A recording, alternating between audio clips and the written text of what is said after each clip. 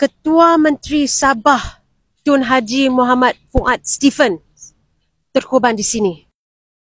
So inilah Tugu peringatan Double Six. Dipanggil Double Six disebabkan kemalangan ni berlaku pada 6 Jun 1976.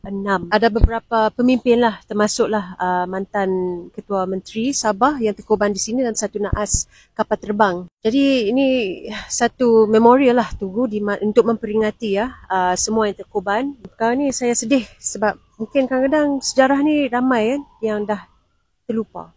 Jadi saya pun datang di sini sebab saya walaupun dari Semenanjung pun tahu mengenai insiden ini, dan bila saya datang ke sini pun rasa menyayat hatilah. Saya menyuruhlah siapa-siapa yang datang ke Sabah, datanglah ke Tugu ini untuk memperingatilah peristiwa yang membentuk Malaysia sekarang.